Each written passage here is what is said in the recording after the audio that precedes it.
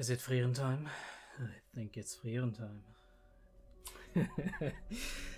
What's going on, everybody? My name is Terminus, and today we are gonna watch 𝐸𝐸 no Frieren episode 26, the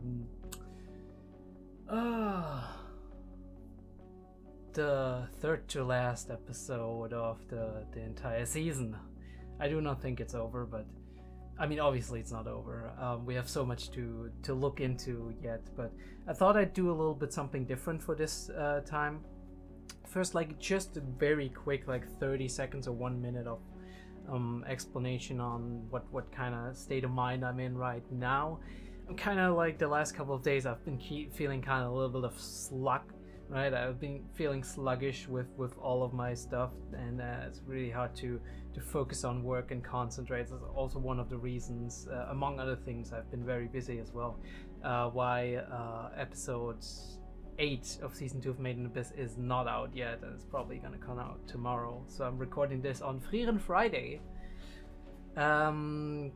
Just now episode 27 is dropping, which I hopefully will react to in the next couple of days, and well, after Sunday, because Saturday, Sunday I'm pretty busy. And then maybe we can get it out middle of the week, and then we can react to 28, the finale, 1-to-1 really, and get it out as swiftly as I can manage to actually have a finale together. I do hope that this is something we can make happen. But yeah, I thought I was gonna do something different for this episode. I was gonna look into comments. I haven't done that in a long time. I mean, I've been following the comments, reading them and all of that, and also kind of bringing up some of the stuff that's happening in the comments, but I think I wanted to just highlight some of the people like Airwave, for example, or Vincent Lallyman, who has been constantly posting on these videos. We also have Nameless, who has dropped in the last arc, kind of, and put a stamp on the comments as well. There's very interesting things that I'm reading here that kind of expand my perspective on what's happening in all of these episodes. We're going to start with episode 20 and go through. It's just a couple of comments per episode, really. Vincent has a lot to say here, so I'm always going to try to find some something to hook on to. So we're gonna bear with me. I'm probably gonna cut all of this a little bit so I can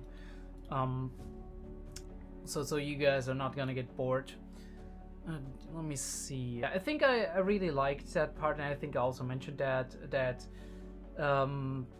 Frieren's plan about capturing the 𝐸𝐓 is not about changing, about using aggression or your magic skills or whatever, but just using your knowledge of your environment and change the environment in a way to make the problem come towards you, right? In this case, the 𝐸𝐓 actually comes towards you because you cut off its options, which is a very methodical and tactical way to go about it, especially if you know about the magic bird, which is really cool, all in all, right?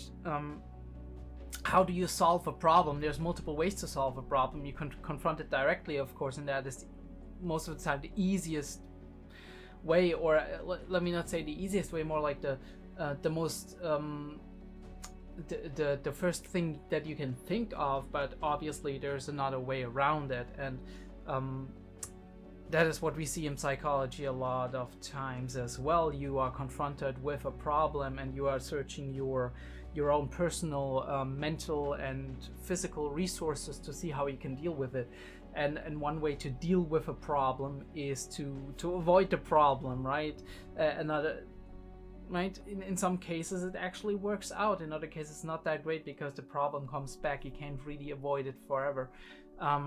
And you have negative consequences for avoiding it, maybe, but the other one is to confront the problem with the resources you have at hand and try to see it as a challenge. If your skills, your resources, whatever you have, stacks up to that problem and you actually manage to get through it, right? Work through it, that is a very interesting thing to do. But you can also change your environment. Like, let's say you have a problem in your workplace and that problem isn't gonna go away easily. You can't solve it with your own personal social skills or with your by using the skills that you have at hand, be that your work skills or, like I just said, your social skills. There's always the option to look for another workplace, right? I mean, it's more complicated, it's harder, it's more scary because you don't know what you're getting yourself into, but that would be a change in environment.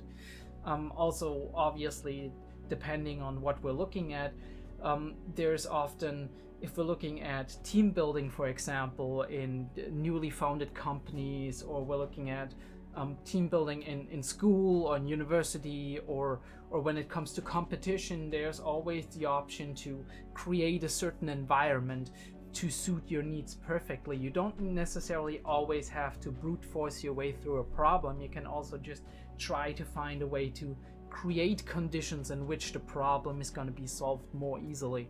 And that is a very clever way to do things, and in my opinion also, in a way, it's teaching those mages, no matter if they actually succeed in the exam or if they fail the exam, as long as they survive, which my opinion is like the major point of contention I do have with 𝐏𝐢, and where I prefer Sense's approach to these things, is like, because Sense was like, all right, you can drop out if you're about to die, right? You get out, you live to see another day, you can apply again for the thing in like for the first class mage exam in 4 years. In 4 years you have learned a lot of new stuff. You have learned to work together with people and trust people.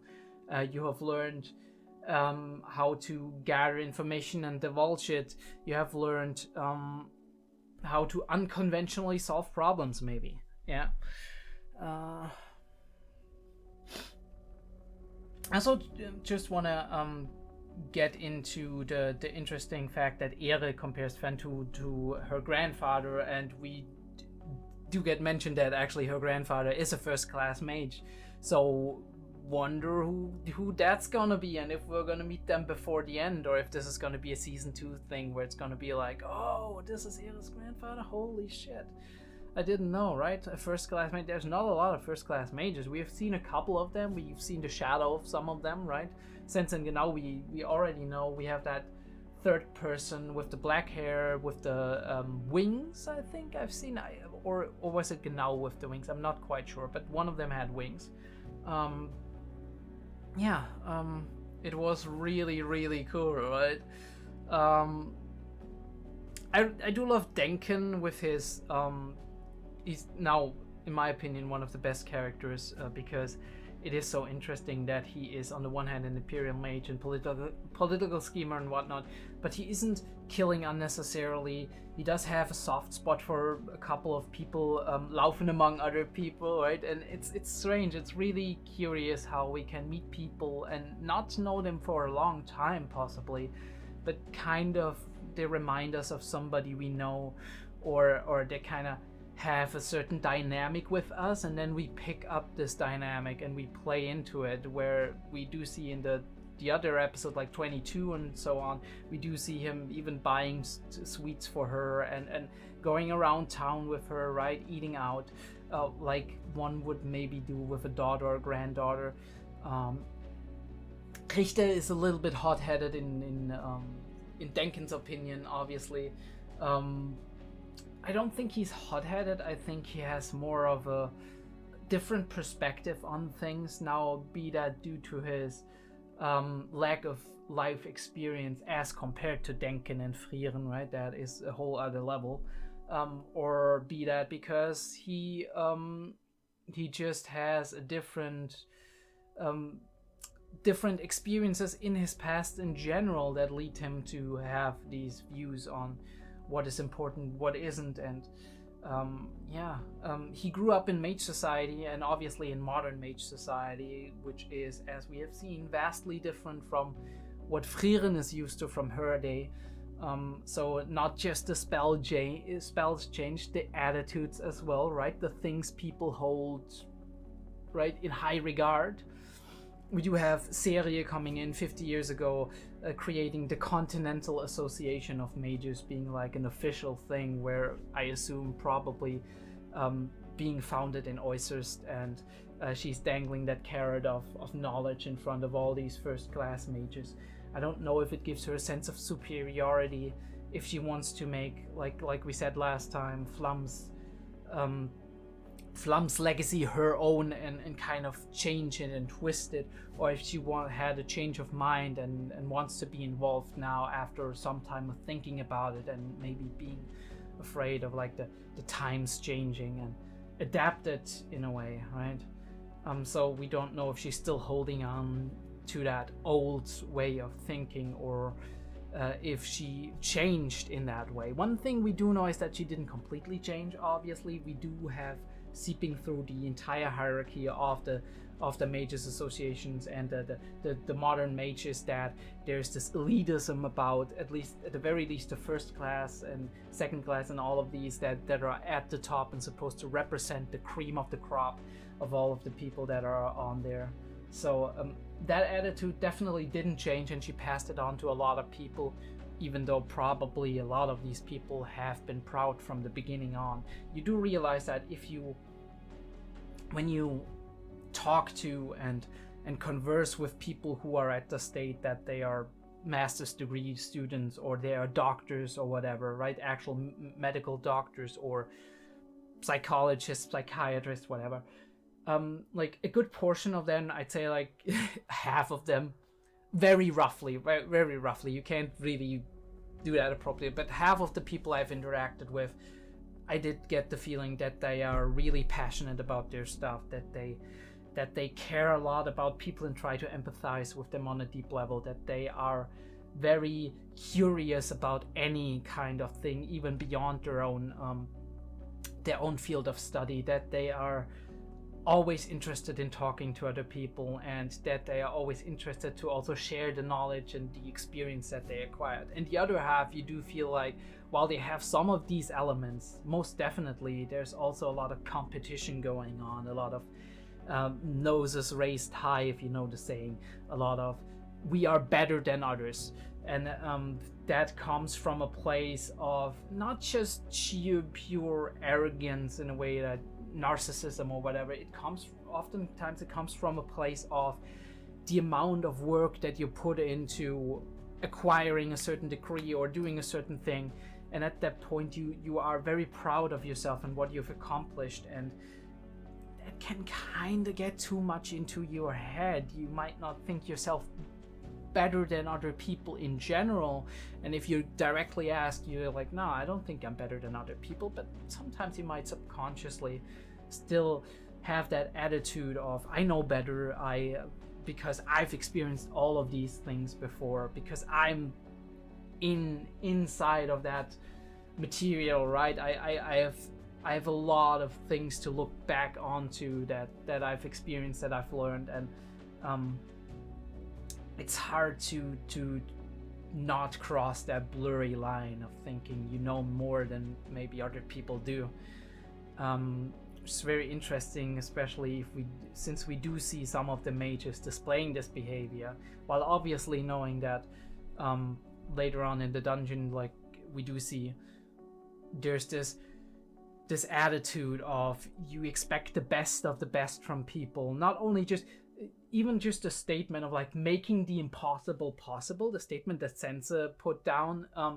While I do in my personal opinion, it is definitely something that is nice to a degree, right? Because you are striving to be always better than you already are, right? You're never locking yourself down to this is the peak of what I can reach and I can't go further. At the same time, though, one can only imagine the incredible pressure that is on every one of these people. And not just pressure that might be necessary, because yes, some people thrive in pressure, some people unlock their true potential in pressure, right? Pressure forms you, as we have said in Made in Abyss oftentimes, it kind of grinds you into your purest form. But it can also break you, right? If it's not applied in the right manner, if it's not if there's too much pressure on you at the wrong time, at the wrong angle. So pressure is a very difficult thing to manage, and trying to want the impossible from people who are just trying to get to be the best of the best, even though you yourself, as the person who is standing above them, already has that degree, hasn't reached that yet. That is really harsh. At the same time, I do respect Sense a lot, because she is a lot more fair in my opinion than 𝐏𝐢𝐏. She is a lot more about showing people what really is expected of them as a first class mage, but giving them the option to say, okay, I'm not ready for this. I'll come again in a few years. I might be able to do it. And she does appreciate the value of a human life, especially the value of a good mage, even if they are not ready for first class, which I can only agree with. I would probably be the same in her mindset. And yeah, understand your enemy is really the name of the game, right? We see it in 𝐸𝐷 with his illusion magic, trying to figure people out while keeping them at a distance, right? He can forge close connections to people while at the same time not being in physical danger himself.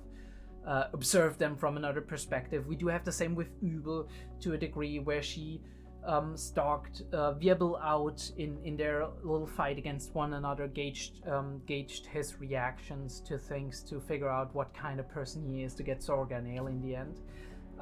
We do have that with her trying to figure out 𝐸𝐷, partially probably because of her just being interested in him, liking him the way he is, but also maybe just also because she relates, right, in the sense that he's also a person who likes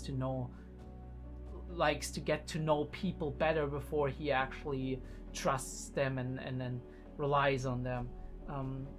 And there's this definite like nature inside of 𝐸𝐏 that we have seen coming out lately, right? And in my opinion, that shows that she trusts 𝐸𝐷 more than she did before, and that she emphasizes with him more than she did before, because now she's kind of slightly dropping her mask, right?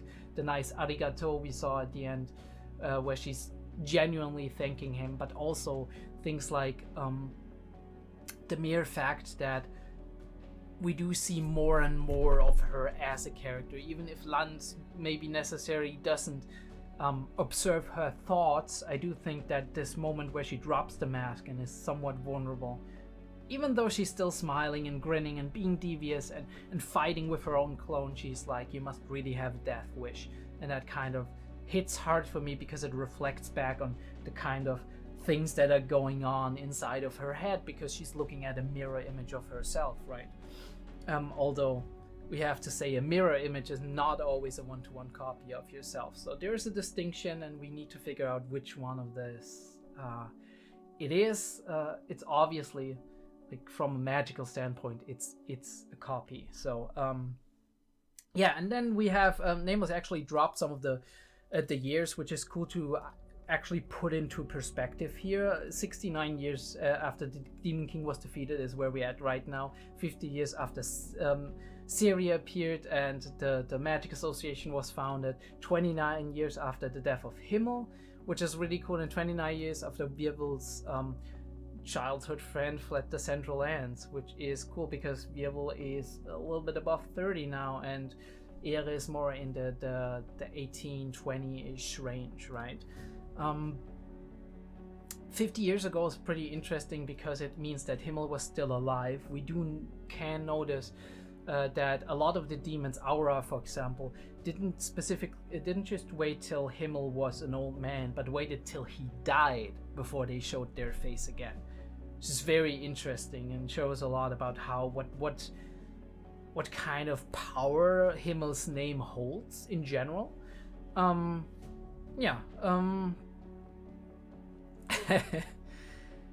Evles actually put down a very interesting point. I'm just gonna read it. Not sure if that is correct or not, but what if being unable to imagine a peaceful era is not metaphorical but physical limitation in battle against the demon lord? This episode kept emphasizing that magic is all about visualization, so that if for a mage to fight the demon lord, it's crucial. Hence, 𝐸𝐻 or 𝐸𝐴 really couldn't have done that. That is an interesting point, right? I don't think it holds up one-to-one. It doesn't make sense, because imagining a peaceful era is not imagining something specific, right? Inner workings of something, whatever. Unless we do deal with or we do assume that the demon lord is some kind of metaphorical physical manifestation of people's fears and imaginations. Unless that's the case and we're in Made in Abyss territory, what I think is more the case is indeed that, yeah, we were in this state where maybe a different approach was needed to to defeat the demon lord entirely, because be that because of you being not as motivated to reach the goal of defeating the demon lord and reach an area of peace or not, an era of peace or not, or be that because in the end there is definite physical magic limitations on what we can do. I don't think it's entirely the case, but it's a very thought-provoking idea that we're not looking at a metaphorical limitation or at a mental limitation in that sense, right? A limitation in our motivation, in our type of personality and character that would make it very hard for us to actually achieve that goal of defeating the demon lord or defeating the demons in general, because I would assume that if we just defeated the demon lord and not all the other demons, we probably would get to the point that the way demon society works, the strongest one would sit itself at the top and be like, I'm the successor and I'm gonna make myself stronger so that I'm not gonna be defeated as the previous demon lord was, which is very interesting.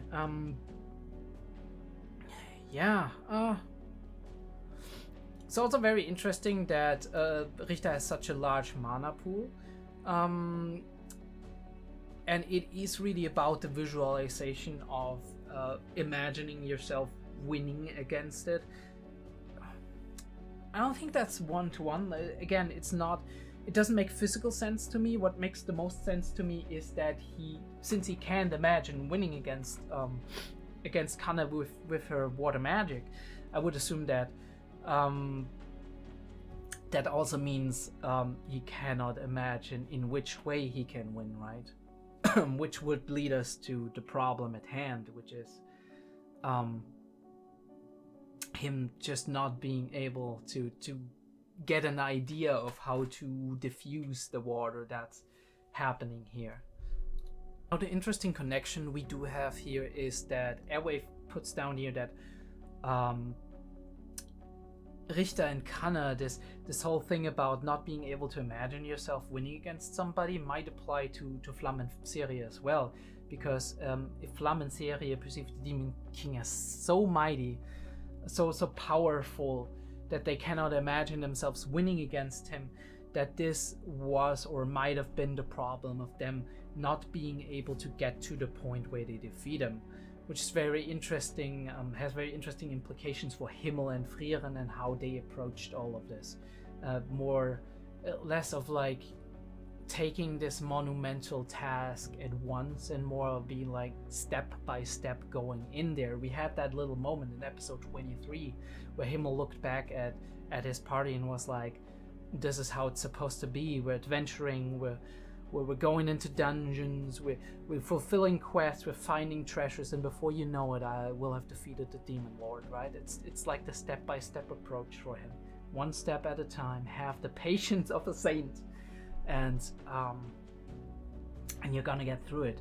It's funny because oftentimes in life we do feel like there's a lot of stuff crashing down on us, right? There's a lot of stuff happening at the same time. We're like, I don't even know how to approach this one thing, and now I have this and that and this and that, and I'm gotta get it done until this point in time, and you do wonder if you're ever gonna make it happen and if it's not just gonna break down on you and whatever. But oftentimes I have found for my personal life that taking things step by step makes them a lot easier. I take the first step and I'm already in motion, right? I'm already moving.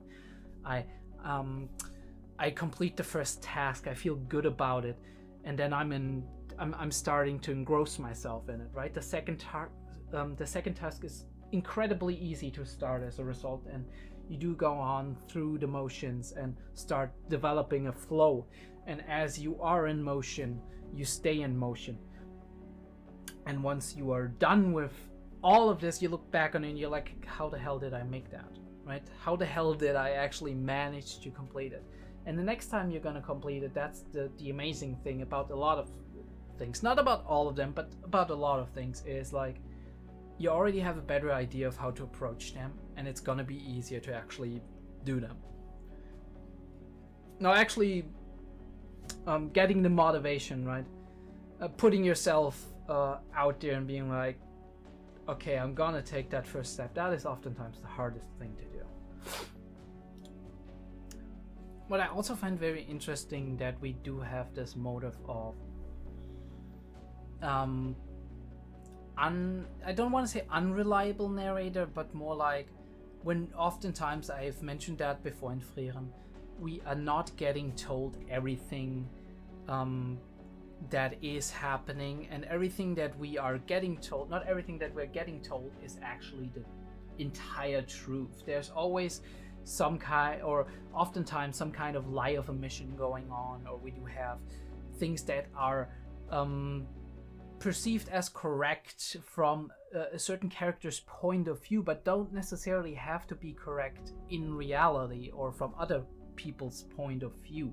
Vincent points that out very thoroughly in multiple of his comments. One of them being like that there is that 𝐸𝐿 might have more motives than just going to the north, that there is more to it than just that. And we do see the same thing when we do have that exchange between 𝐿𝐦𝐩 and 𝐕𝐵𝐻 and 𝐿𝐵𝐻 and 𝐸𝐿and in the later parts, right? We do have these exchanges that are trying to get information out of the other person by setting out some kind of piece of bait, and one of the easiest things to do when you do want people to open up to you is to give them something, like share something of yourself with them. Now, it is a very calculated move, and also a very a very useful skill that mages do seem to possess here, that they give out information that might be correct from their own point of view, but they leave out crucial details, or they do always take care not to reveal too much of themselves, just a little bit, right? To put it out as some kind of bait or lure to get somebody else, right, their opponent most of the time, to reveal more than they revealed, right? Which gives them an advantage in this situation. Be that the advantage to know more about them and starting to trust them more, and then being able to actually get together as friends, companions, whatever, as allies, or be that having the advantage of knowing more about the person, and as a result of that being able to more easily defeat them down the line if they become obstacles in their way. I did like your comment a lot, Vincent, about the modern views on immortality and the growth ideal of something like the hierarchy of needs.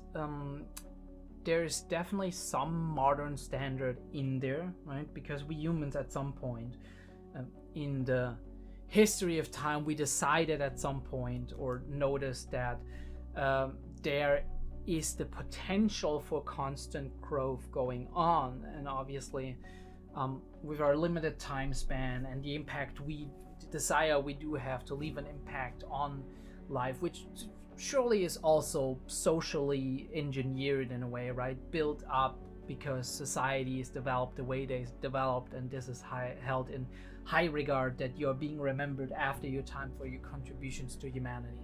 And as a result of that, you do often strive to grow as a person, to acquire new skills and manage to put yourself out there even better, even more intelligent, even more knowledgeable. All of these things, to have these self-development ideas. It's very interesting that some religions or spiritual some religions or spiritual ideologies do have a focus on almost the opposite, right? Creating a state where you are free of all of these needs that you possibly have, except for like the most basic needs, obviously, that we do need to function, like eating and drinking. That there is a focus on maintaining a certain spiritual state rather than pursuing constant growth, and that they do seek inner peace and spirituality, and all that they seek peace and spirituality with that. Now one has to ask themselves if that is the right way to go, but I do assume that there's definitely that this kind of life is definitely more tranquil than our everyday modern life, where we do often feel like we're being crushed by all of this time pressure and overwhelmed by all of these things, right? All of these perceptions and the information that's coming in constantly, right? So one has to wonder if there isn't a truth to this spiritual state of mind where you do not have that many needs or desires for growth, where growth in a way almost is growth, in my opinion. Growth in a way is becoming more calm and in balance and in tune with yourself and nature and everybody and everything around you. There's some real peace in that. And I do wonder how that plays into how Frieren is working as a show, because we do see a lot of Frieren not caring about the modern conceptions of magic, Frieren not caring about all of these degrees and values. Yes, she's a little bit embarrassed that she doesn't have this and that at certain points in time, but the more we see her and the more recent the more recent states and times we look at Frieren and we look how she behaves, she's more and more about just enjoying life and enjoying the moment and being there, having no regrets, right? Eating all the delicious food that she can eat, making all the friendships that she can, helping people that she cares about, right?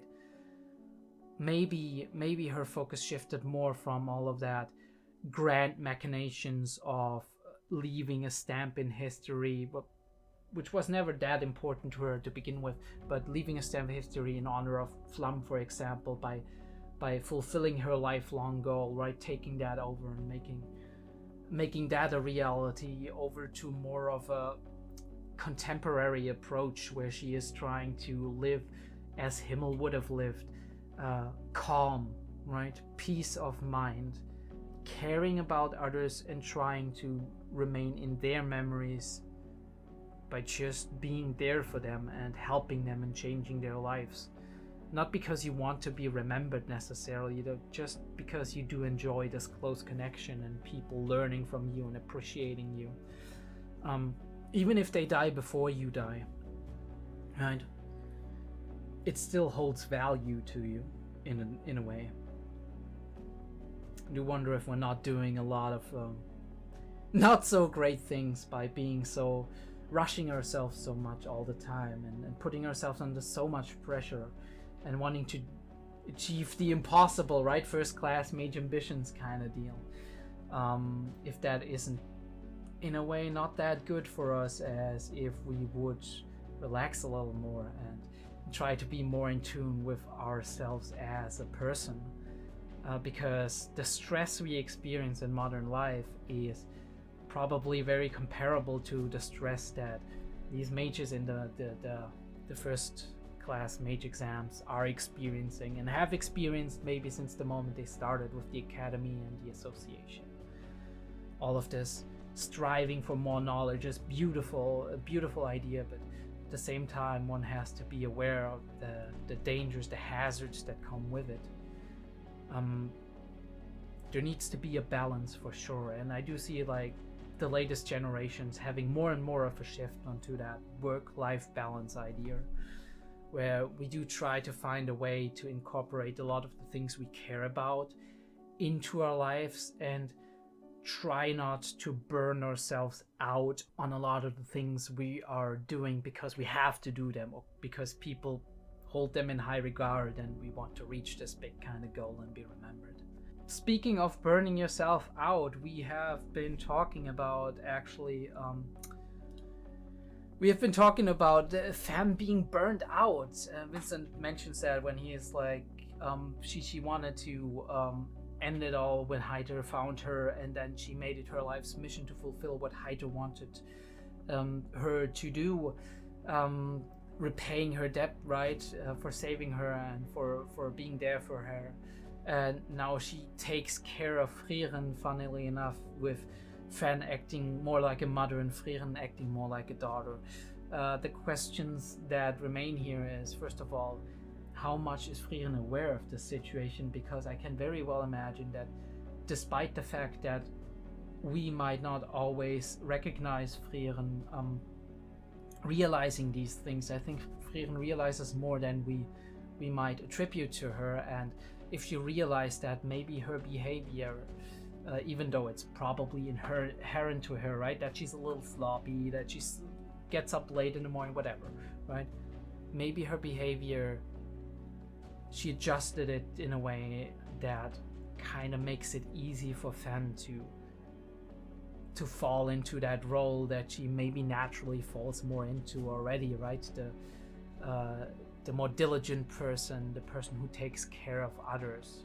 Now, I don't know if that's good for Fan or if it's bad for Fan, because there has to be a point in time where her emotional development and her development as a person has to get to a point where she starts to ask herself, and maybe Sensa mentioning that kind of kicks that off, what do I want from life, right? Beyond just being with Frieren, being there for her, what do I want from life, and what kind of things would I love to do? And I don't doubt that she does have things that she would love to do. I don't doubt that she will find something that she will have passion for and burn for. But maybe she's more along the lines of Frieren in this case, right? Having things that she wants to achieve and being rather peaceful and not overly ambitious are not things that need to exclude one another, right? You can be a little bit ambitious, have your goals, have your desires, work towards fulfilling them, but be moderate in approaching them, be patient in approaching them, be measured in what you give for what you want to achieve, right? Definitely gonna be very interesting to see how Fan develops. That is 100% sure. Another thing we haven't talked about is how Frieren is really also kind of representing human curiosity, isn't she? This entire thing that's been going on, where we do have right, Frieren is very human in many ways, and that is, in my opinion, also a reason why we identify so much with her, because she does have that thing, that these personality traits that a lot of us in modern ages actually can relate to, especially us hanging around on the internet, right? Us folks who are more of isolated people and introverts who are not necessarily always out with other people, who can tend to be a little bit awkward with other people from time to time. But at the same time, we do have all of these desires as well. We do have the curiosity. We're super interested in knowing more things. We just have to know. And yeah, I don't know. I don't know if that's a thing that she already had before she met Himmel, or if that came with Himmel, and Himmel being the person who sparked her curiosity. Because we know it sparked her hobby of collecting odd magic spells. Obviously before that she already was a really good mage, but maybe she's only been collecting spells that were really useful in combat and very good against demons for a long time. And then we have that time in her life that she did mention to Himmel when they first met, that she was like, I haven't been fighting demons for 500 years. So what has she been doing? I mean, we do have the flower spell with Flam, and maybe that inspired her. That was the first thing that was like, hey, I want to be closer to the person that I was most closest to in the last decades, right? She had a huge impression on me. She taught me a lot. And at this point, I'm at the point where I'm trying to kind of find ways to be closer to her, and she appreciated the little things in magic, right? Just the simple spells that would make people's everyday lives a lot easier. Removing oil stains, making a field of flowers, right?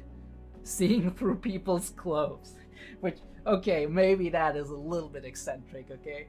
But, you know, just the simple things and appreciating them. And possibly Himmel saw that and he reinforced that. He was like, I think it's wonderful that you know all these little doodads and spells. I mean, all of these combat spells are impressive, Frieren, but I really appreciate the little things that you've been doing, right? Raise elemental, right? We've seen that. I mean, I don't know if it was an elemental in the D&D sense. Frieren doesn't equal D&D, but we do have right, or animate Earth, right? Something along those lines. And she followed through with that, right? It just sparked her passion more. In my opinion, that is something that maybe at the time when she met 𝐸𝐬𝐏, it wasn't present yet in that way. But at the very least, she has a passion at this point. And she is passionate and curious and really excited about things and enjoying them. Because she used to enjoy them with people that she really liked. And they kind of maybe showed her how enjoyable things can be. Which is a thing I can relate to a lot, right? Just being shown things and then being like, hey, this is actually pretty cool, this is pretty fun, this is amazing. And you have to try to find it out, right? Some things you don't enjoy, other things you do. But I do think I disagree with 𝐸𝐬𝐏 here. At the very least, after the fact, maybe she was right at the time when she met Frieren. But at the very least, right now, she has a passion. But that passion doesn't have to be competition or wanting to be the best, wanting to figure out this kind of magic or this kind of spell, right? Demons have that a lot, right? And we do have these parallels. Vincent already mentioning that as well, that we have these parallels. Demons are very much like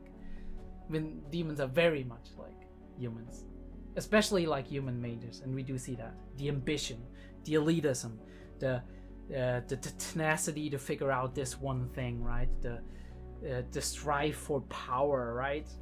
The strive for recognition. All of these things. The only difference being the empathy, right? The demons don't empathize. They sympathize and understand to a degree, right? Emotion, right? Reaction, right? Action, reaction. They understand. I do something, human reacts like that most of the time. Statistics, basically. But they don't feel it. I feel basic emotions like, right, like rage, frustration. They don't feel as much. Even fear, maybe. Don't feel as much sadness and love, and these things are hard to empathize with. Which, interestingly enough, I do wonder if we do get at a point at some point in time that we do have demons really threatening humanity again, and we do have human mages that are opposite of the demons, and the demons now confronted with this new developed humanity magic, right? Magic of humanity.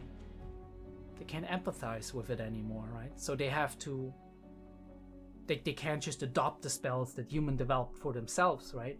That they continued to develop, even if they came from demonic magic originally. They modified them, they changed them, or invented their own kind of magic, and then the demons are like, shit, I can't reproduce that. I need to first figure out how it works on a logical point of view, because obviously there's two ways we have now learned that we can kind of learn new spells or new magic capabilities, which is, on the one hand, we can empathize with the person and kind of understand who they are and how they feel, and this is how we can kind of find out how they wield a certain kind of magic, or we can kind of try to science this shit, right, and analyze everything on a very logical level, and then understand how the theory of the spell works. And both of this seems to be a thing that works. But now maybe one of these things, right, demons can't quickly adopt the magic of humans once they are confronting each other again, once they are trying to threaten the world again. Yeah, what was there was one last thing I wanted to actually talk about, and I think that is something that is very important to me, because it kind of came to me while I was thinking about the series, kind of contemplating on it and all of that jazz, and that is, and I have to think about that right now. It doesn't come to my mind immediately. That is that a lot of people I have seen reacting to Frieren or talking about Frieren in like Discord or whatever, they do seem to have the idea that Frieren did only start to learn about humanity when we met Fan and started the series, right? That Fan has been teaching Frieren about how it is to be human, and all the other encounters she had since then, right? And to a degree this might be right. To a degree we might have more insight, right? Frieren gaining more insight into humanity based on the experiences she made with Fan since they started to go on their journey together. But I do think one thing we are forgetting is that in the beginning of the series there was a lot of time skips, and we saw that even already before that, when we did have Himmel dying and them all being there for the funeral, Frieren made that decision to learn more about humanity. And when she said goodbye to 𝐈𝐦𝐩, she said, I'm going on a journey, I'm gonna figure out more about humanity and trying to understand them. And then we skip to when she's going to meet 𝐈𝐦𝐩, right? And Fan and going to get to know them. But that's 20 years, right? I mean, if I'm not mistaken, that has been 20 years in between when she went out and was like, so long, 𝐈𝐦𝐻, see ya, until she arrived there and was like, I'm searching for a man named 𝐈𝐻𝐻. And 20 years is a lot of time if you pay attention and have a goal in mind. And I do think that Frieren, if nothing else, is somebody who, if they have a goal, really knows how to stick with it and accomplish it and have the patience and attention to actually follow through with it. So I do believe that even when the series was starting out, even though there's been a couple of aspects that she still needed to internalize, at that point she was already at the state where she learned so much about magic, so much about humanity, that we have been judging her wrong at this point. And I don't know if it's due to the pacing of the anime, or if this was the same in the manga. And I mean, it's easier to read in a manga 20 years later because it's a panel and you look at it for somewhat of a longer time than you would if you would look at it for, right? In the anime episode, it's sometimes kind of like a you blink and you miss it kind of deal. But yeah, I think this is important to realize, because a lot of the assumptions we make throughout the series very much hinge on the fact if we believe Frieren to already be very well aware of how humanity works on an emotional level, on a cognitive level, or if she is still very much absolutely has no idea what's going on there. And I don't think that's the case. And we still have topics where she's a little bit behind on that, and some other people, you could say some psychologists on the internet, have likened that to autism and similar things, right? And you can liken it to it, right? You can be like, okay, yes, there's some parallels in the way that there's a lot of social inability here, right? A lot of I'm not able to really figure out if what I'm doing or what I kind of am understanding is the right thing I'm supposed to understand, right? The thing, if I came to the right conclusion. But I think in many ways this is also kind of just insecurity because she knows that in the past she's been very ignorant and and hasn't been able to hasn't had a lot of knowledge of how humanity functions and works and how they are as people. And this is her insecurity coming in. I do remember that day on Fern's birthday where she was trying to figure out the gift, and she was like, you know, Fern, I don't really know you. It's very hard to figure you out. But if we remember correctly, in episode, I think, what was it, 14, 15, something along those lines, we did have the exact same thing with Stark, where he was like, damn, Fern, I thought you were mad at me if I told you I just want to pick something out with you because I don't know you all that well yet. It takes time to know somebody, right? Even if you know somebody for 5-6 years, sometimes you suddenly realize there's a portion of them that you didn't even know existed. And that's a wonderful thing oftentimes, that you discover more and more things about these people along the lines, and you do feel like you're breaking the barrier more and more, which gets us to 𝐸𝐏, right? In the present, where she's like trying to empathize with people. Yes, also because she wants to learn their spells and whatnot. But I don't think she would be doing that if that wasn't the proclivity she has, right? If that wasn't the thing that she was good at and that she was interested in.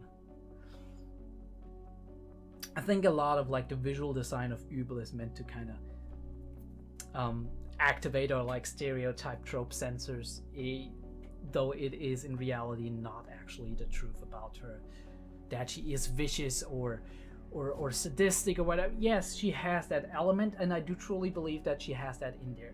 But I think it's on a level that you wouldn't call somebody malicious or mean or whatever, but you would call them maybe a little bit mean-spirited, right? A little bit of a trickster, a little bit of a schemer, right? Definitely very intelligent, despite what Land said, where he was like, I don't like people like you who are not that. I don't know how he expressed it, but he was kind of calling her a little bit dumb. But I think that was also just him trying to be abrasive and keep her at a distance.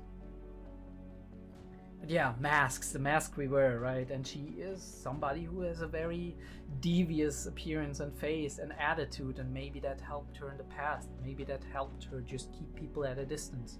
But also that maybe helped her partially to slip through people's defenses, right? Get under their skin, find out things about them that she wouldn't otherwise have. And it's her approach at things, but it's very genuine in many ways. I think we don't skip through the last episode. We know what happened, right? Frieren and Fan and whatever, right? They had a big fight. There's amazing animation going on. We went through that last time. We can look at it at the end of the series. Probably gonna do some Sakugaboro and look into it again and see if there's some cool stuff we can look at frame by frame. But we've already done a lot of that last episode, so I'd say we just go in and see if Frieren actually managed, or if Fan actually managed to shoot the mirror Frieren and beat it, or if there's still trouble going on, because we had that massive cliffhanger here. And also, what more we can find out about 𝐸𝐷, because there's more and more being revealed about her relationship with Frieren and how it worked out. And yeah, very curious, very interested. It's a cool thing, so let's get into it, shall we?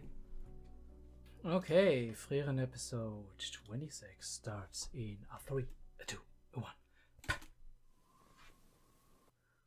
お前を殺す者がいるとすれば、それは魔王か。Or human. 人間の魔法使いだ。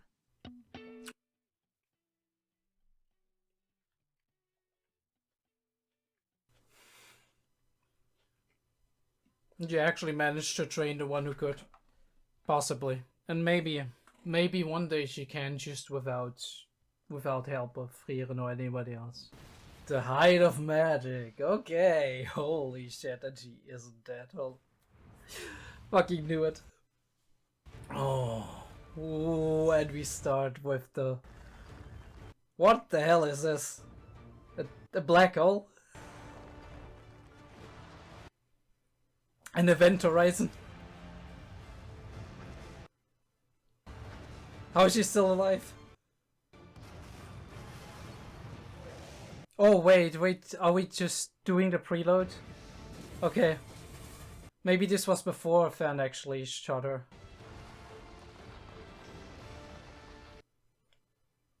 Ooh.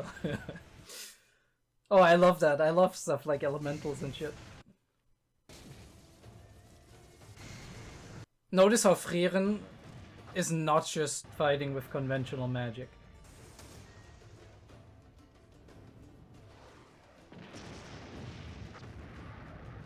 Ooh, she could defend against it though. It ain't that easy, is it? Holy sh- look at this animation, wow! Yeah. And here we have a battle of attrition too, right? Them trying to figure out a way to feed them all. Holy shit. Okay, let's go. Bonding time.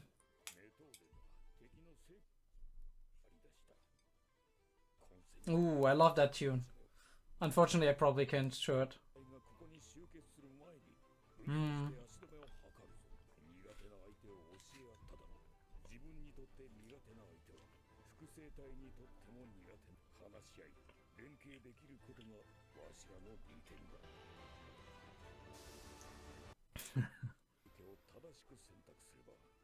We will win.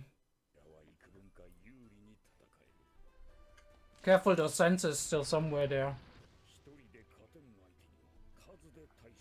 What does she do? Alright, normal attack magic, as I thought.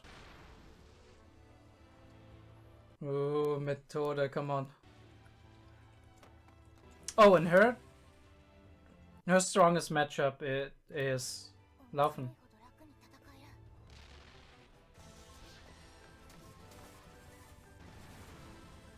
That is impressive. Alright, Denken, who are you facing? You facing yourself?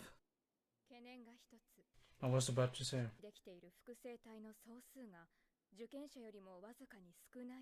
Okay. 一番の脅威である𝐦𝐩さんの複製体の反応が𝐦𝐩の複製体はさすがに感化できない A little bit unfair. フェルンを守りきれないし最悪二人とも死ぬかもフェルンさんとデンケンさんの複製体の位置も把握できていませんし Yeah, interesting. What's that about? より探知で探すしかありませんね Because they can hide their mana well? I mean, he's not wrong. That's what I thought.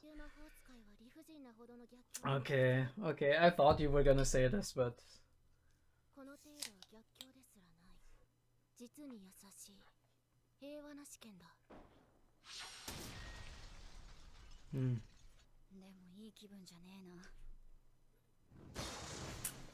Holy shit.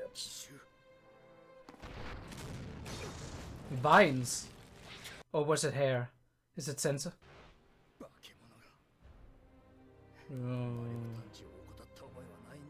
Nah, she's just very good at hiding it. She ain't gonna do it.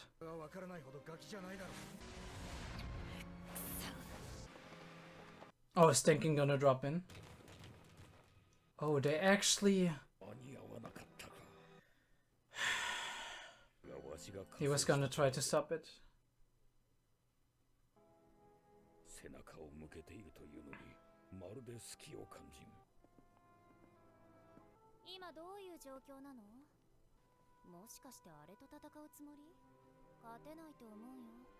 Ooh, she's calm, but you know. これってダンジョン攻略に必要なことなの今フリーレンが説明はいい必要なことなのそうだなら私が倒すよ Ooh, okay. この中で一番強いのはデンケンだそういうことじゃないんだよねデンケンやビアベルよりもはるかに弱いけれども全然相手なら勝てると思うよ Alright, so what gives you that idea? 大体何でも切る魔法レイルザイデン Ooh, hair. と思ったものは何でも切れるしそれが何だって言うんだ防御魔法で簡単に防げる魔法だまあ防御魔法って魔法を防ぐためのものだからね切れるイメージあんまりないんだよねあの紙には観測できるだけでも防御魔法に匹敵するほどの魔法が何重にもかけられている。だからそんな理屈はどうでもいいんだよ。これはイメージの話なんだから。It's purely imagination, huh? Angle. やっぱりソルガニールは効かないか。まあ髪ってのは体の一部だからね。Alright, what's gonna happen? レイルサイデ。やはり私の複製体の相手はユーベルか。How do you know that? 勝敗はすでに分かっている。あれは2年前の2級魔法使い選抜式。Oh, wait. 彼は1級魔法使いになってから一度たりとも手傷を負ったことがないほどの And she injured him. 使いだった。彼が魔法で作り出す街灯はあらゆる攻撃魔法も通さないほどの防御術式が組み込まれていた。第二次試験の内容は街灯をまとった殺害行為を失格とするルールに他の受験者を守るための措置だ。Oh, that is hard. And now we see what she's got up her sleeve. していなかった。 Why did she fail the second test? Because she killed him. 切りすぎちゃった。 And she didn't do it on purpose. But she doesn't mind it either. 失格処分だって話だよね。Because killing is a fail. 不動の街灯をどうやって打ち破った？ゼンゼさんって裁縫。 Oh, yeah, of course, there's gaps in the cloak. 家柄良さそうだもんね。私も不器用だからそういうことはしたことないんだけど。姉貴がよく裁縫をしているのを見ていた。布を裁断するときってさ、ハサミをこう入れてシャーって切るんだよね。とてもいい音がするんだ。話が見えない。イメージの話だよ。布っていうのはさ、切れるものなんだよ。切れて当たり前のものだ。 Hair too, yeah, but I still don't know how she imagines it. 切るイメージなんて誰でもできる。バカにだってできる。だが魔法の世界はそんなに甘いものじゃない。Okay. 完璧にイメージできないものは魔法では実現できない。小さなアリが巨大な竜を踏み潰すイメージができないように、実際にあの街灯がいかなる攻撃魔法も通さないことは。 Can she not see magic? No, I don't think she can, right? She can't detect people. 人が知性を持った生命体である限り、そのしがらみからは決して逃れられない。それでも彼女は自らの感覚に従った。これは切れないものだと知性では分かっていながら、感覚のままに不動の街灯を切り裂くイメージを構築した。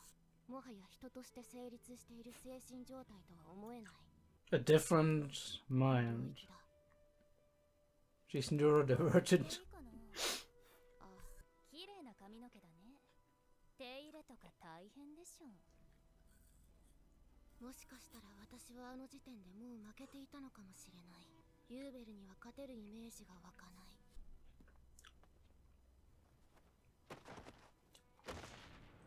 みんな頭を使いすぎなんだよ。髪は切るものでしょ。 I feel called out. 地獄だよ。考えたくもない。切ったらいいのに。お前らはフリーレンがシュピーゲルを倒すまでの時間稼ぎをしているわけだ。複製体なら俺たちも3体片付けた。それでは、あら、たった今ゼンゼさんの複製体が撃破された。 Ooh, she has a very good sense of that. 仕留めたのはユーベル3級魔法使いですね。意外な結果だ。そうか、結構相性悪めだろう。 And 𝐏𝐢𝐏 knows that, doesn't surprise him. 手数が無数にあり、極めて複雑で難解。You gotta get the right matchups. いいぜ。複製体の足止め、手伝ってやるよ。俺は他人を信じるような太刀じゃねえが、ケツを振っている勝ち馬を逃すほどバカじゃない。We'll talk about that later. 現時点で確実に足止めしなければならない危険な複製体は2体。レンケンさんの複製体の場所は特定しました。あなた方はそちらをお願いします。もう1体のフェルンさんの複製体に関して Methode versus Fan? のが上手みたいですから。本当に一人でなんとかなるの？あの子、結構強いわよ。私は多彩なので足止めだけは得意なのです。Oh, simply stopping eye. Hypnosis. 高速魔法が通じることは本人の体を使って確かめましたか She doesn't have Frieren's resistances, of course. ユーベル、これってさ、僕の見間違いじゃないよね。だろうね。動けないでしょ。 Wait. We already defeated 𝐏𝐢𝐏 Oh no no no. This could be a problem. これってもしかしてシュピーゲルとやらを倒す Oh. Now it all depends on Frieren. 楽しくなってきたね。まったくだ。 Shit. Alright. This is gonna be difficult. Because if Sansa comes back, right? Oh, she's taking over her spell. I saw her right the last time. And she noticed it. Okay, cool. We have our matchups. Oh, that was Tone, right? So is that Frieren replica number 2? この隙もダメだな。今のフェルンじゃ気がつけない。やっぱりやるしかない。もっと大きな隙があれば勝てるのですが、勝てるんだね。なら隙を作ろう。すれば相手はもっと大きな隙を見せる。 Right. フリーレン様が Make yourself vulnerable. すれば致命傷にはならない。 I love the first person point of view, by the way. 任せるよ。フェルンが勝てると思っているのなら勝てる。 If you think we can win, then we can. そうですか。だって私はフェルンのことを舐めているから。 Ooh, interesting. それは良かったです。なら十分勝機はありますね。 Right. Oh, I love these splinters. Holy shit.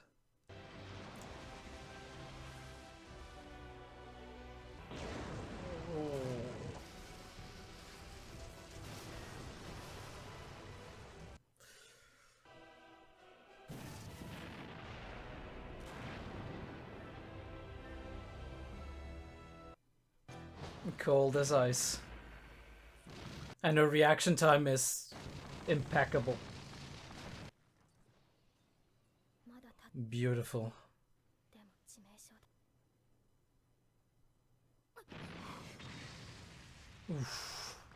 She hesitated. Oh, and her stuff is broken. 魔力を全く感じない。この攻撃を私は魔法として認識できていない。すごいです。フリーレン様。これが魔法の高みなんですね。でも、らしくない。 She showed an opening. 好きだらけです。 Mm-hmm. Together. It's interesting because except for her showing an opening, やった。フェルン。 she has barely any scratches on her. 見つめられたのは80年ぶりかな。 She got cards up her sleeve, but they made it. Now they just have to destroy the Spiegel before Frieren appears again. それじゃあ、さっさと終わらせようか。 Alright, and they made it. A bit of a shame, I was gonna... 終わりましたか。 Oh, but she was above her, right? She put her down. おんぶしてくれ。 Not again. Alright, here we go. Here we go, team. It's just a treasure hoard. This whole thing was just a Persona Palace. 攻略した。一級魔法使いに十分匹敵する。歴史に名を残すほどの偉業だ。 And Richter is not part of that. ついた全員を第二次試験合格とする。 And Kanna, not Lavina. Holy shit. Interesting. それで一番の功労者はどこに行った？ That was- Oh. まあ、気持ちはわかるかな。それでは、第二次試験を終了とする。 Alright, truly. There's still a third one, どうじゃすごいじゃろ。 I think. 誰なのお前。 Alright. Some beautiful shots in that episode, really. And impressive shots again, right? I never noticed that Fan actually. I thought she was being represented by the butterfly, but I never noticed that actually it got to the flower, which is kind of the flower that Himmel used to love, that Frieren was holding, and she's holding it up, and the butterfly goes to it and grows out of it, and out of it comes Fan, which is beautiful on like so many levels visually. But yeah. The third test. So we're doing the third test indeed. 2 episodes left for that. For that. Very interesting. But yeah, let's talk about it. Let's get back to YouTube and I'll see you there. Alright, we are back. Let's talk about it. Yeah, we start pretty normal with that little flashback and go right into the opening just to have the tone setter, right? In terms of like, you're gonna be defeated by a human mage, and then we reveal what's actually happening, which is actually not, right?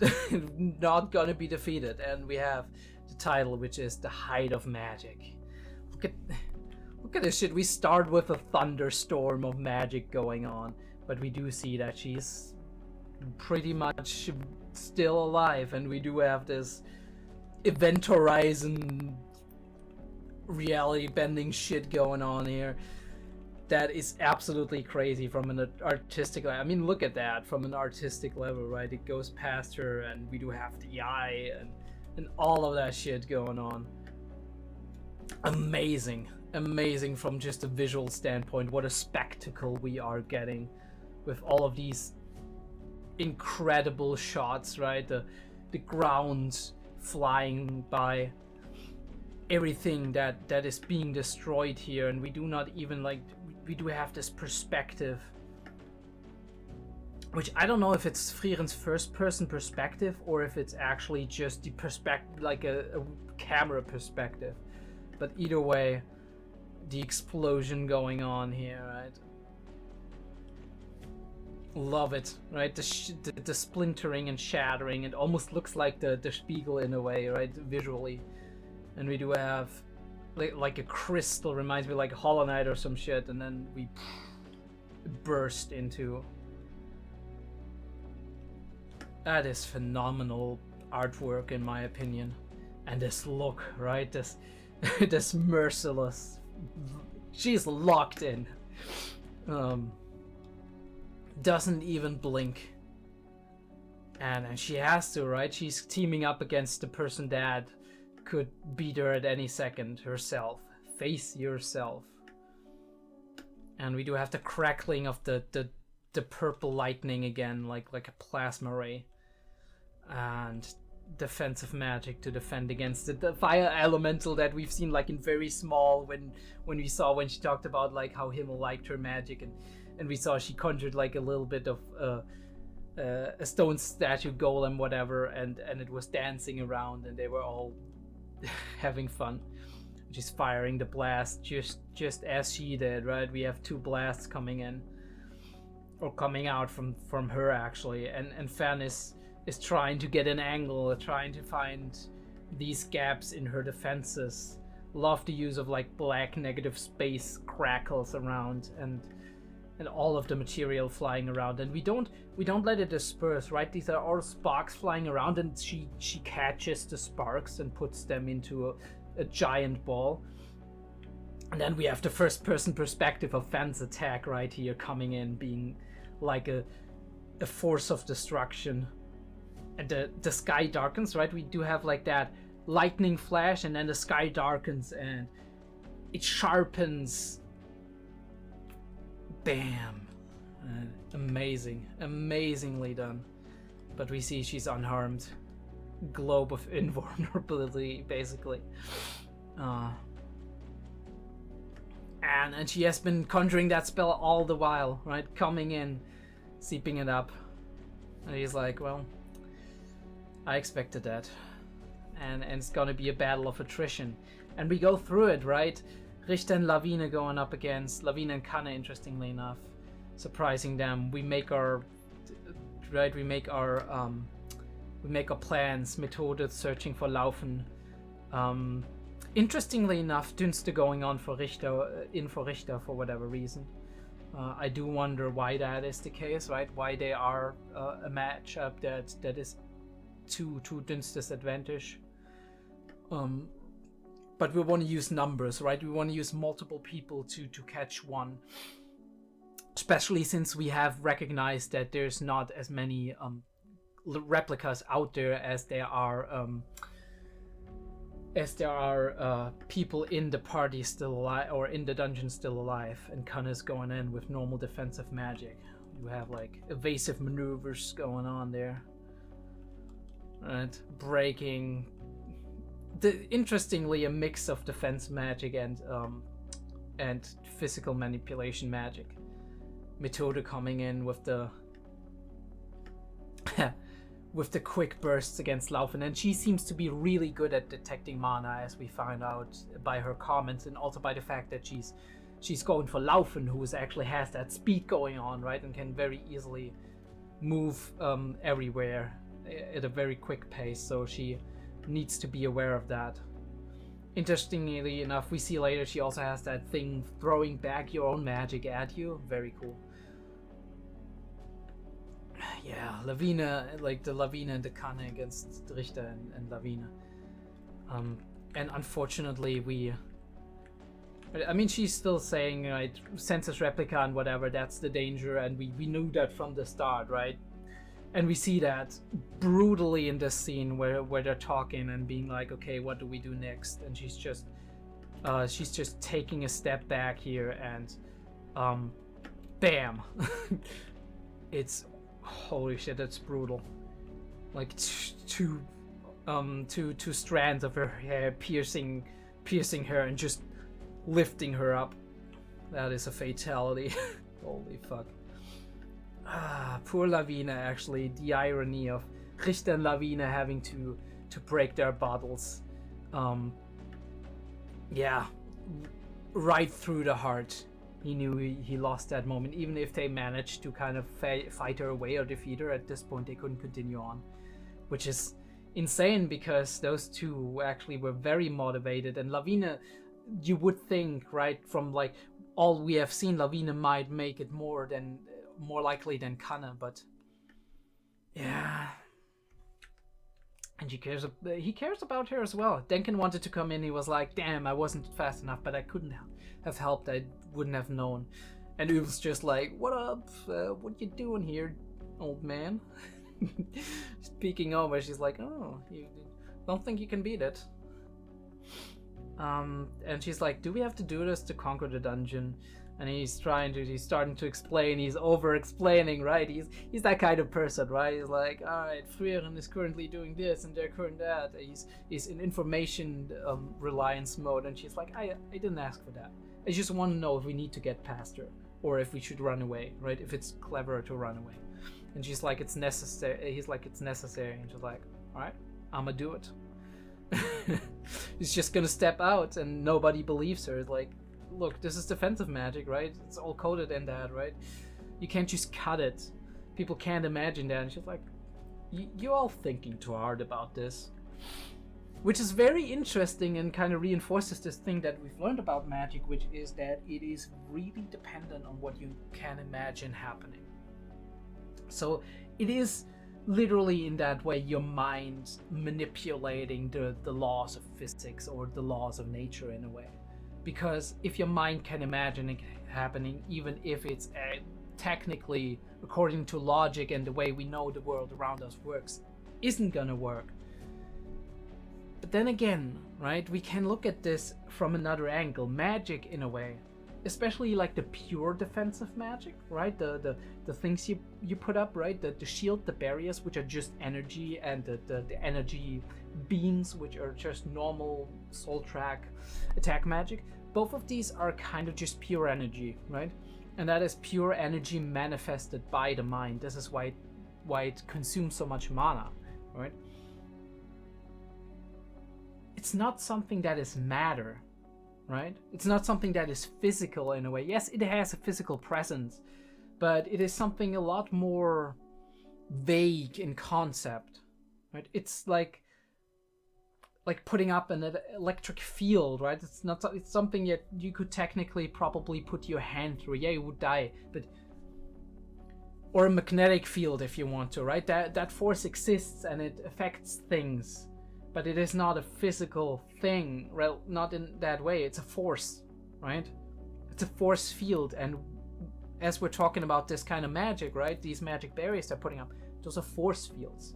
So it's all about, can I imagine that I can just get through that force field and cut something that is supposed to be cuttable? And she seems to be that kind of person that is able to put logic aside if the situation requires it, and just do it by feeling. We knew that from episode 22 on, when we got to explain that she is learning things by empathizing with people and having a general feeling for the spell. And now it makes more sense as well, right? How can she empathize with it if she doesn't even know the theory? Yeah, it's just something that her mind literally affects the environment around her. And it's not her knowing how something works, it's more her being like, yes, this is gonna work. But it reinforces what we've heard Richter say, it reinforces what we've heard Frieren say. It's all about if you can imagine something happening. And now it becomes more likely, right, that defeating the Demon King might have actually been something that someone like an over-intellectualized and very, very proud and elitist 𝐸𝐬𝐨 might not have been able to accomplish, because she didn't have this unconventional kind of thinking, right? And I do think Frieren would be capable of that unconventional thinking, but also especially Himmel. Even if he's not a mage, he would be able to unconventionally think about these things. It's that the most direct or logical approach is not always the approach that is gonna lead you to your goals. I mean, obviously it doesn't make sense if we would consider this a hard magic system, right? A magic system where the rules are laid down specifically and precisely, but this is a soft magic system we're talking about, right? It's a Lord of the Rings magic system, not a what can I compare this to? It's a Lord of the Rings magic system and not like a Harry Potter magic system, if you want to. Or even Harry Potter is kind of soft magic to a degree. What other magic systems are there that I could think of that are like hard magic system? ReZero? But even that has soft elements in it. Yeah, I don't know. It's a soft magic system. And we do have that. She failed not because she didn't complete the test, but because she used too much force, which she doesn't seem to regret. We see that. At least not on the level of, oh, I feel so sorry that I killed this person. She doesn't have any scruples about that, but and she definitely has some weird ass past about this. We do also know that she wasn't a noble or anything. She definitely was a commoner. At least that's what we hear through. She's like, yeah, you're not used to sewing, right? You're all nobles, or maybe you use your magic to do it. So she's coming from a place of like possibly being somebody who had to struggle in life. Especially like she's talking about her mother like she's not alive anymore. Maybe that's like she had to, from when she was little on, she had to kind of fend for herself, and that makes sense that she has the attitude and the mask that she has here. But she doesn't like to hurt people that are just well-meaning, right? She didn't do it on purpose. At the very least, I don't think she did. We could interpret it that way, that she was like, oops, but I don't think so. And she just does it, right? Making the impossible possible is exactly what 𝐸𝐴 asked for us from the second test. That is what a first-class mage can do. And that is showing her quality as a first-class mage. And we talk about it. I said like we talk about this one sentence, and he's like, don't make the mistake of trusting others. And that is a very curious statement, because in my opinion, like I've read the comment as well. Again, Vincent, a lot of great comments, like a lot, like massive text, but I love to read them, because there's a lot in there that we can look at and that we can expound upon, that this series actually highlights, which is in the first exam they learned they learned not to trust one another, right? And now they are in a scenario where trusting one another would actually be highly beneficial to them. They still trusted their little teams, but that was because they were grouped up and there were teams. But the competition between them, right, the fights between them, made them not trust one another, which, interestingly enough, is playing exactly in this philosophy of like what 𝐸𝐧𝐬 is trying to establish here, like some kind of like divide and conquer. Not exactly, right? If we want to think that 𝐸𝐧𝐬 might have a malicious goal, she could be in a divide and conquer state where she ensures that all the mages are below her because they're fighting one another and being highly competitive with one another. But I do think also this elitist thing about like only the best ones, and it's supposed to be something special, not everybody's supposed to do it, right? And the thing that 𝐏𝐢𝐏 does, where he's like, right, if they die, they weren't worthy of being first class mages, not even considering the fact that maybe in a couple of years they would have been. This is kind of like the entire state of like not trusting one another, being competitive and whatnot, that in my opinion 𝐸𝐧𝐬 still holds on to, that is crassly opposed to what even 𝐸𝐴𝐻 already did, but especially what Frieren is doing, where she is more in favor of just bringing magic to everyone, which was 𝐸𝐴𝐻's childhood dream, right? And just, if somebody has talent, they deserve to actually develop that. And I think that is a great parallel also to our own history, where in the beginning of in the beginning of many civilizations, we do have this state of survival of the fittest, rule of the strongest, right? The strongest and the smartest are always going to be the ones on top, and the others are not worthy even surviving, right? This whole attitude where you do sort out people who are not good enough, and you do waste all of that potential that you have yet to discover, all of the usefulness that they can deliver to you, be that on a practical level or an emotional level, right? Or an intellectual level. There were times in history where intellectual were they were persecuted, they were shunned, right? And only strength mattered, and you have to think about all the wasted potential that happened here. So it is very hard to kind of go away from your first impression of not trusting the other side. But he says, I'm not dumb enough to let a winning horse go when it's right in front of me. He's like, all right, we can win this. I understand you are here, yeah. We're not friends, but we're gonna make sure. And we do have that matchup with Methode, very interestingly. That, of course, Fan is as a normal-ass human, and as somebody who probably, I don't know why Frieren is resistant, if that's elven resistance or if it's just something she acquired over the years. Not resistance to restraining magic or hypnosis. I don't think hypnosis. We didn't test hypnosis, but restraining magic at the very least. And we find out we are in trouble because the Spiegel can endlessly copy you. So holy shit, if we ever meet one of those again, and the solution isn't as easy as just going past the door. And this one is fascinating to me. It's really cool in my opinion. This like idea of like it meeting her defensive barrier, and as soon as it touches it, she uses her own mana to kind of hijack your spell, right? That is a really cool mage, right? That the counter spell concept times 10 basically. Again, we're not in D&D. I know there's a lot of differences. I just highlight it because I love the elements of D&D in general, but I am fully aware that we're not in D&D, and that there's a lot of differences between that.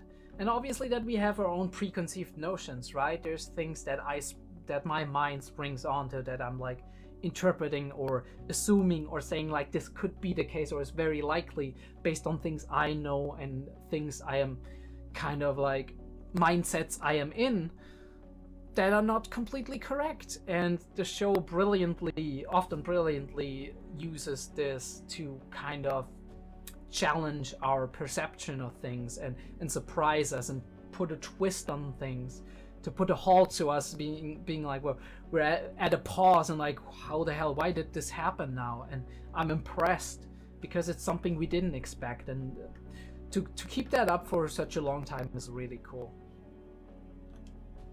Yeah, and we do have our matchups. Holy shit. The colors are so beautiful. All of this, right? The flow of it, the smoke, the color contrast between the red and the blue, the flying maneuvers, right? The close-ups, even like the things as simple as like a shift of depth of field, right? The zoom ins, the pulls, first person perspective. And she has an idea. Open ourselves up. We talk about it. We don't need to talk about it there. But she says, "I'm underestimating you, Fern. I think I'm underestimating you." She took a good, because if she knew that from the get-go, Frieren does something very important here. If she knew that from the get-go, she wouldn't underestimate Fern, right? She'd be like, okay, I have underestimated you. I've updated my perception of you. Now I'm not underestimating you anymore. She took a good hard look at herself and was like, you know, one of my weaknesses could be that I underestimate you. Either like I underestimated you until now, or I constantly underestimate you. Maybe also reflecting on her talks with 𝐸𝐬𝐏 all those hundreds of or thousands of years ago. That there's this point where she says, yeah, you're brilliant, but maybe I'm too used to you. Maybe we're too close to one another. Or maybe it's just the fact that you're human. Maybe it's a bit of both. Maybe it's one of or the other. I do think it's leaning more towards like we're too close, right? I don't have an I don't have a neutral enough perspective on that. And that's why I underestimate you. This is pretty. I don't think it's as impressive as like the reds and and last episode where we had these insane keyframes of everything clashing and the violet purple lightning stuff, but it's really pretty, right? Because it kind of simplifies like planets or microscopic stuff or atoms or whatever it is, and that's really cool. But what I really love is the display that we see here, which is right here when it shatters, right? And it literally has this shattering reality thing where it's a very simple effect, but it's very effective. Negative contrast once again, everything around her being absolutely splintered and breaking apart, and Fern giving her like insane thing here. But this is insane, everything shattering, and it's a very simple effect of like just, I think, reverse coloring it, like inverse coloring the pieces that are flying around here. Obviously all of this has to be tracked, which is like this is a different layer of different layer we are using, right? The shards are a different layer than the layer behind, but all we're doing is using the same thing, just inversing it here, and it makes for such an impressive, cool effect here. Absolutely love it. Once again, we do have this mana flare and the turbulent wild winds going on here. And just the entire screen is a black void of energy coming towards her, and she's just scraping by. She's using the minimum she can actually use to defend it. And all of these, like, and how it's flowing around, it's so beautiful. But I think the most beautiful shot comes when Fern actually goes in for the shot, right?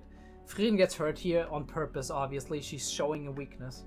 But that is the moment, right? When she leaves a big opening, when she risks her life and trusts Fern with her life. That is trust. I named the last episode Trust because there was potential trust going on between Frieren and Fern, between 𝐏𝐢𝐏 and Land, right? All of these things. Here, that is the epitome of like the peak, the height of trust. And we do have this frame of her just being, but she's going to defend herself. She's not done yet. Fan being really fast with her reaction time, just blasting these.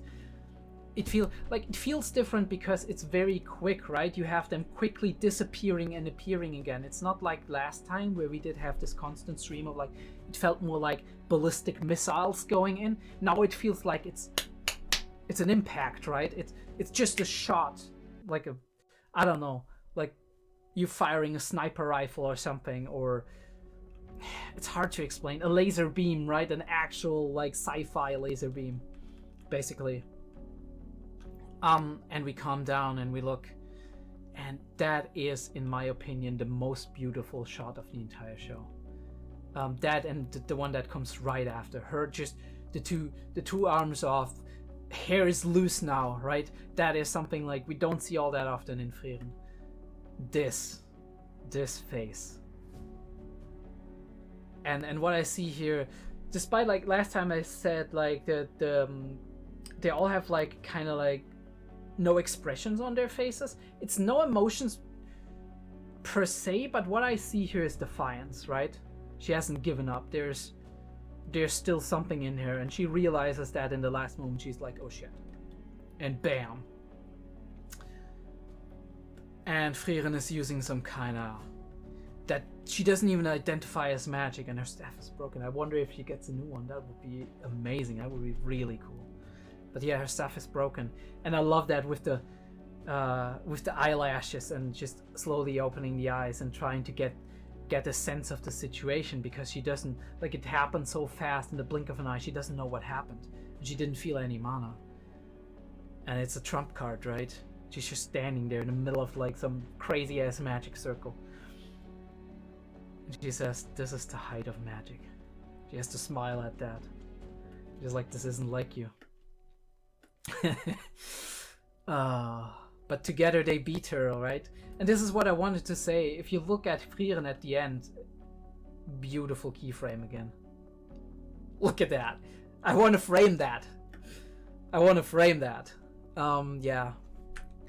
If you look at it, she has a heavy scrape on her arm, but aside from that, she's barely injured. Why? Because obviously they're on the same level, right? They're fighting on the same level.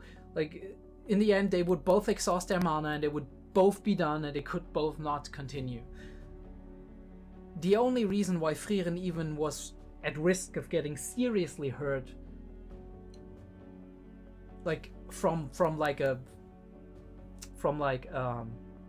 a logical comparison, right, is that she had to open herself up there in order for Fan to create that opening, in order for Fan to go in. And she deals the finishing blow, of course, because she's always got an H up her sleeve. We talked about it. She's an archmage. She is possibly the most powerful mage alive at this point in time.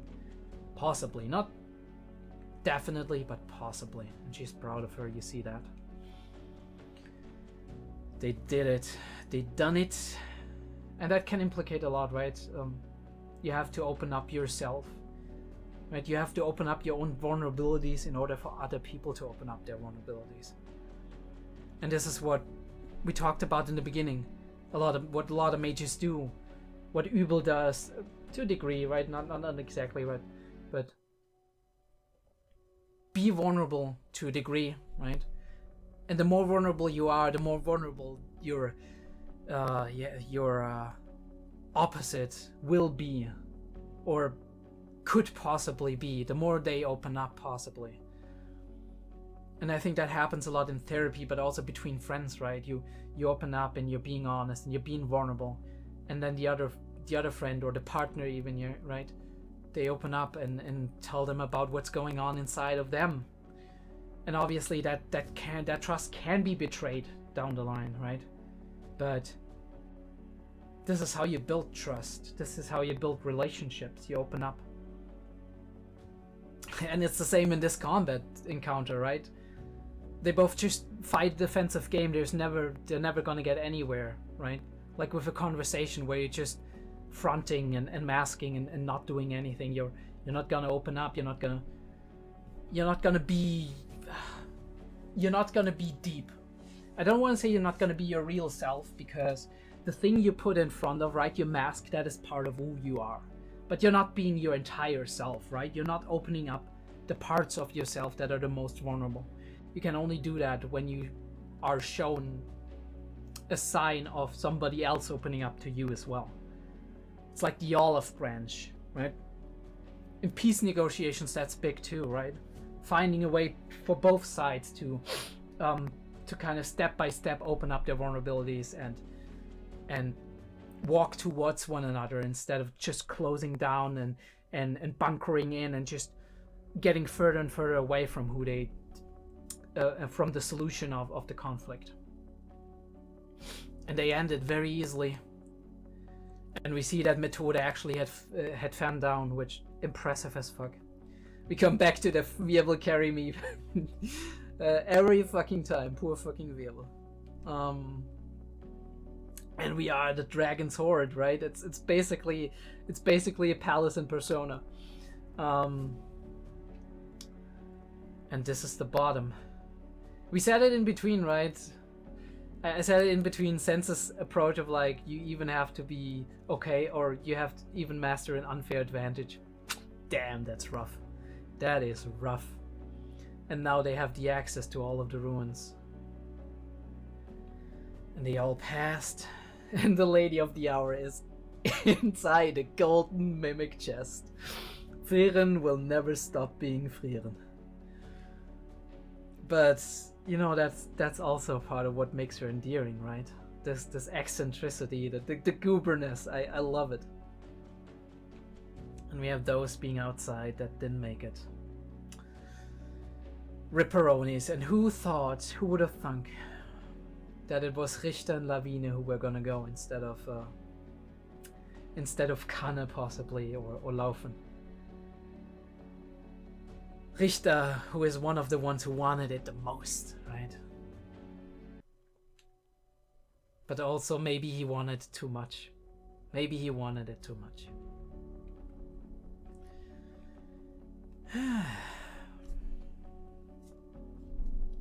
And now we are looking at the third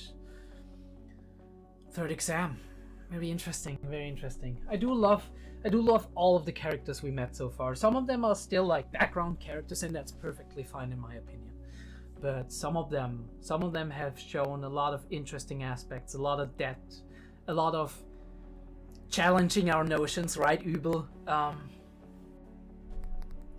A lot of finding ways to impress us, to woo us with their magic, with their imagination, with their inventiveness, with their improvisation. And that is how it's supposed to be, right? This is the height of magic, all of them.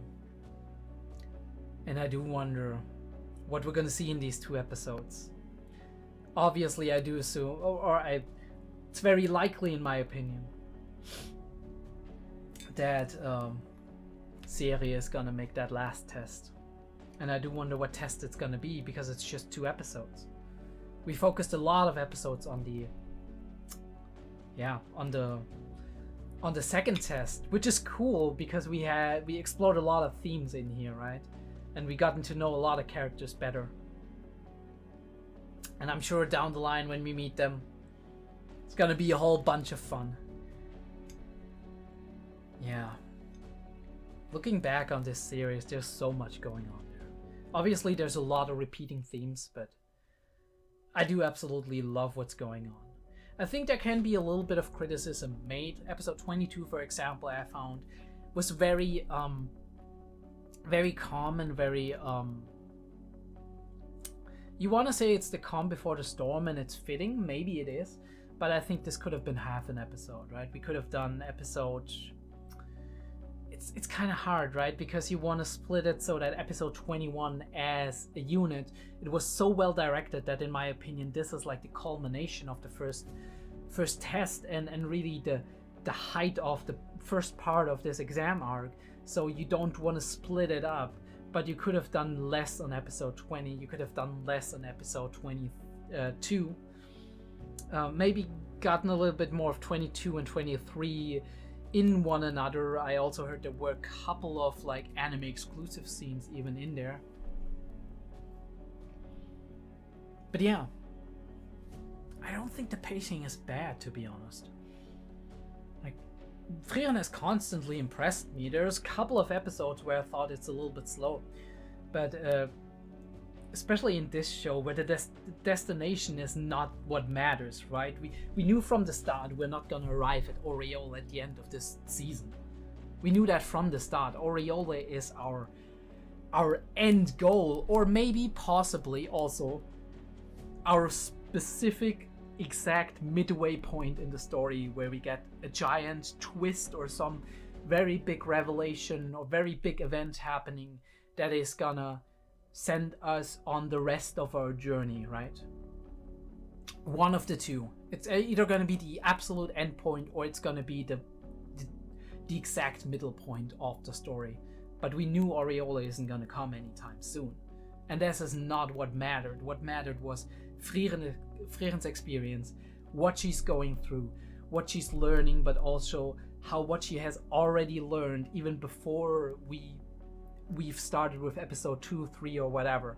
What she's already learned after Himmel passed, what she's already learned after Flamm passed when she met Himmel.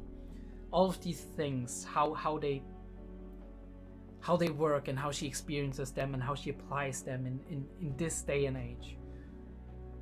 How all the characters that meet her are impacted by her and how she is impacted by them, right? How they interact and what specific problems and characteristics and fears and aspirations all of these characters have.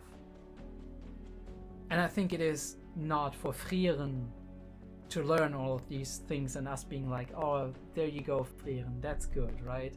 You understand now how humans work. No, it's for us to learn, right? It's for us to learn how humans work. We're like, holy shit, I did never think about it from that point of view or aspect. And obviously a lot of that is a lot of the series is things and themes that we've thought about a lot of times. But also, all of us here, right? We're anime fans, we're fans of media in general, and possibly even like writing and whatever. We have read these things before, we've seen these things before, we've heard these things before. Obviously there's going to be things that we recognize that are tried and true to a story like this. Tropes are tropes for a reason, but they're only bad if they're being overused, right? They're being effective, right? And if you could put a unique twist on them, you put it in unique constellations, you manage to kind of stand out from the rest of the crowd, right? As Frieren does, and in my opinion, it's one of the best fantasy series in decades, right? Pure fantasy, I'm talking, right? Not isekai or whatever. Although isekai is like...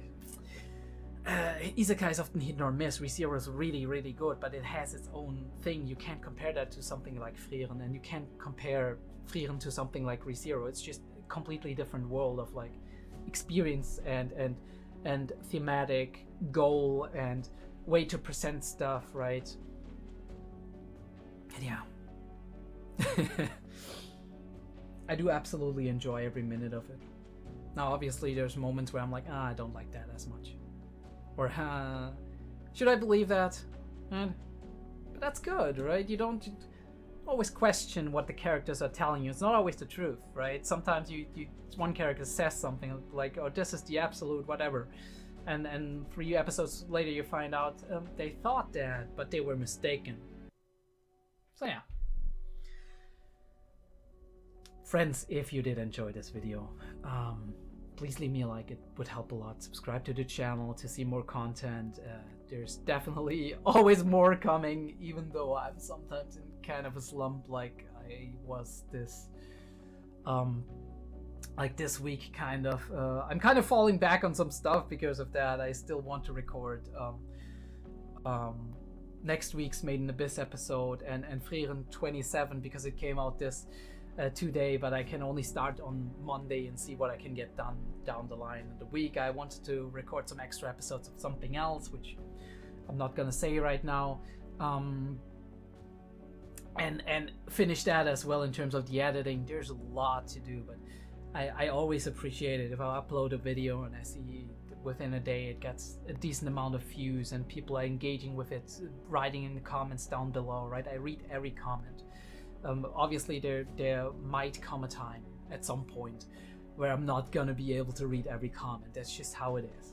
but at the very moment, I don't get that many comments, and I'm reading everyone, and I find most of them to be very, very interesting. Be that because you highlight something that you absolutely love about a series, right? Emotionally, mentally, or you do have your own theory crafting, non-spoilery theory crafting, mind you, that you bring in. You're like, I love this aspect because it opens up so many possibilities, or describing something from the perspective you see them. I do love it. So engage with it. Come to the Discord if you want to. It's not very active, but we're getting more and more members, so it's gonna go it's only gonna get better, right? This is the worst it's ever gonna be.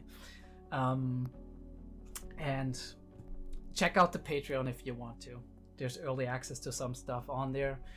Among other things, Frieren, it's very possible that the next episode of Frieren is already on. I mean, you can check that out if you want to. There's also free memberships where you can just kind of keep track of what's happening, right? The posts I make for everybody, and get a notification whenever I upload an early access thing that you might be interested in. But until then, I do hope you all are having a fantastic day or night. See ya.